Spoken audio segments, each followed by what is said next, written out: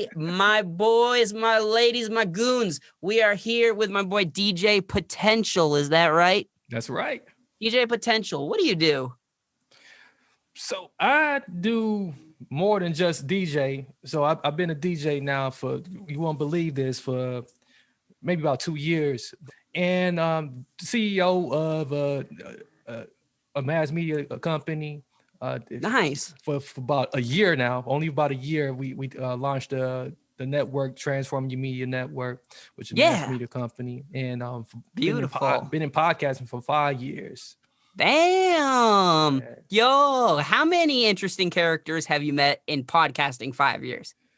Man, I interviewed about over 200 people. So, oh man, I met everyone from who talks about ghost hunting to people who are coaches, musicians. Got a few celebrities in there. Some. Are we gonna see that stuff on your channel, or is that stuff we can expect to be released in the future? This stuff that's currently on my channel now, in podcast format. What is that channel, guys? Right now, I'm gonna put that on the screen. The channel is Transform You Live Media Broadcast Network, or you can go to my personal channel, Marcus Hart. Awesome. Okay, Marcus Hart. Okay, cool. Yeah. So, Marcus Hart, what gets you passionate? You have to be passionate about like learning about people if you've been doing this 5 years. What I'm most interested about is like people's transformation journey, like just how people, where they started from, and just how they kind of made that shift, like when they got to that fork in the road. You know, like everybody get to that fork in the road where they got to say, okay, am I going to go left or am I going to go right? Yeah, your back's against the wall. Like, ooh, time to put them up. Exactly, because like, you know, for my own personal life, when I came back from the military, you know, I went through a lot of shit, you know, from my deployment. You know, I suffered for about 7 years with mental health illnesses. Like, I feel you, man. I dealt with a lot of suicide attempts. I feel you on that. And then, you know, I feel like I was at my lowest when I was in the hospital, and I couldn't walk no more. And they had me on a whole bunch of IVs and hooked up on some machines. I'm sure they had you so you weren't thinking, because they didn't want you thinking at the moment. Yeah, I couldn't think. I was out of my mind. No. Yeah, then I had this nurse pray for me. And yeah, so, you know, she said, you're going to get well. I'm like, me too. I had a nurse who gave me a Bible that really? a church I go to now. Really? Yeah. Oh, dude. Man, that's cool. That's cool. Dude. I was in the hospital too, and there was a nurse said you pray for you. Next day she came back with an Elevation Church Bible. Wow.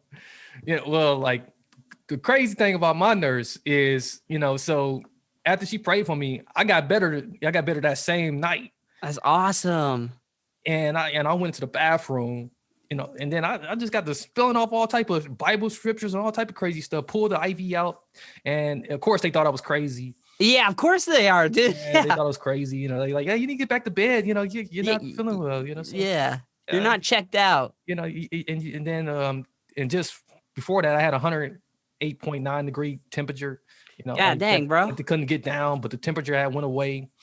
And then I had asked about the nurse the next morning, because I was feeling better. I was ready to go home and everything. And they was like, what nurse? They never heard of her. Whoa. Yeah. What was the name that you gave? What was the name that she gave you? She said her name was it Noelle? Was it? Oh man. You know what? I don't remember the name. That's crazy. That's okay that you don't. I don't remember the name. That's okay, but I wish I could label it to a few angels that I know. Personally. Yeah, I'm pretty sure it was an angel name. Dude, it had to be if they ain't heard of her, bro. Yeah. Exactly. She's sneaking in to save lives. That's what she doing. Exactly. She's snuck in. Oh, dude, that's amazing, though. Right. That's amazing, because my recovery with like substances and things was difficult, man. Seizures, suicide, same as yours, man. But like I had a nice nurse who gave me a Bible, and I just chose to go to that church one day. But it wasn't as fast as yours, and it sounds like that was a really impactful moment for you.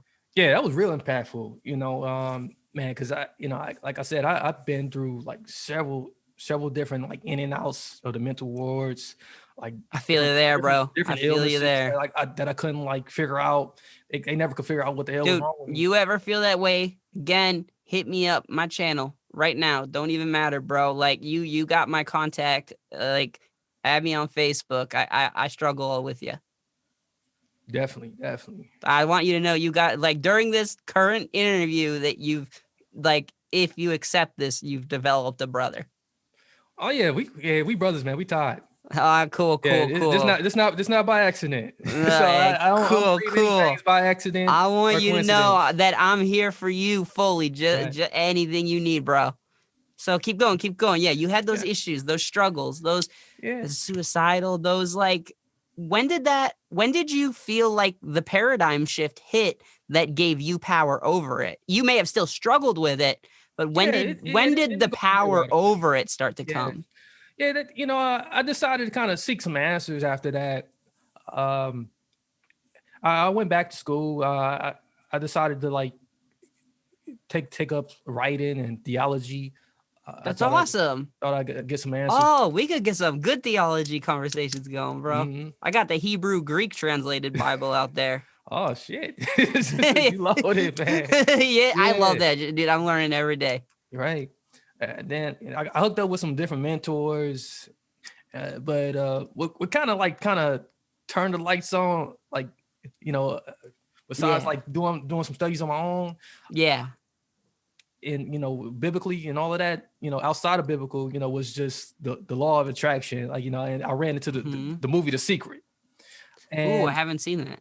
Like adding that component, that kind of like brought something extra to me. Nice. When that happened, it kind of woke me up to some of the crap that like, I didn't really necessarily was kind of you weren't, they were hindering you. Yeah, I kind of like a holding you. Yeah, I kind of feel like, I said, oh, okay, we are kind of trapped in this matrix, and like, we are all kind of, governed by, universal laws, and and if we govern by universal laws, there's this God, that loves us unconditionally. Dan. Yes. That we're not like unequal. We're not. Yeah, for sure. Yeah.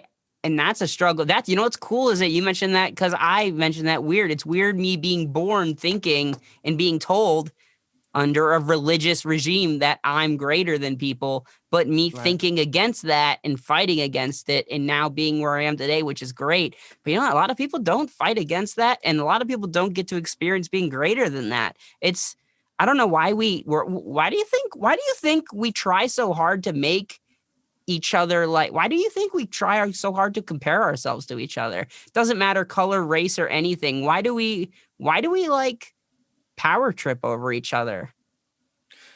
I think the biggest reasons is insecurity, man. It's not that people really believe that they actually greater than the other person. Is it because they actually believe that they're not enough? That they're not know where enough. You are enough in?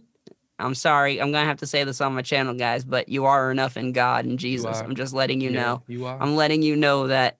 And if you want to, you can hit me up on my personal email and we can have a chat. But you don't have to be enough because someone was enough for you. Oh, yeah. He finished it for you. Dude, he said it was finished. Yeah. I'm not going to lie. Like, you can do a lot of the great things without the Lord, but the Lord's got great things to do through you too. And I will say, like, I beat addiction with or without the Lord, but like the Lord, man, there's got to be something greater out there, right? Yeah, it can't just be us like fighting each other on a rat race, bro. That's so, it just doesn't seem right. And then again, channel, if you've ever done any hallucinogens, you understand that there's a spiritual world, and that kind of like I subscribe to the Anglo-Christian God. I would say I'm a Christian or an agnostic theist, which is just, I believe that it's the Anglo-Christian God and that he's the higher power. I don't know. What do you think? I think that gives us hope, man. You gotta have that. And and for me, you know, it's always been Christ. That's who I have like resonated with, and like when I was 16, you know, I got baptized and all of that. Yeah. But it still wasn't quite real for me. But there's a shift in like it had to get position real of heart where it happens. It had to get real for my heart. It had to get real, you know, both for my heart, for my mind, and you know, and then I had to feel it. That's what he wants. Your body is his temple. Yeah, it had to resonate all throughout my body, you know, and my spirit connected. You know, when I was overseas, it definitely connected with me. That's cool. I had an experience overseas, in which, like, you know, I said, okay, this Jesus thing is real for me. That's awesome. It's definitely real for me because, like, you know, to be somewhere. Me too, man. Where like these people, they're living in these type of conditions. You know, this war, and I see some of my brothers. It's rough stuff right now. Brothers get taken out, dude. And then I survive it. Oh my God, dude. That's hard because that's the world we live in right now. It's still, Lucifer still slithers among it. But don't worry, one day God's coming back to marry it for 1,000 years, and then he's flipping all that sin to the void. It's sad that we'll miss the sin, but you know what? Just keep spreading love. Keep saving them before the devil could take. Because you know what? I'm going to tell you something cool. The devil already knows he's fucked. So pretty much all he's doing is putting the middle finger up to God to try and hurt him. Exactly. So you and me, you know what we get to do? We get to say, fuck you, devil. You don't get this one. You don't get this one. You don't get this one. This one belongs to God. This one belongs to God. And this one. Fuck you, devil. You ain't taking those tears from him. I've reclaimed them. He equipped me to be here to grab them. He grabbed them through me.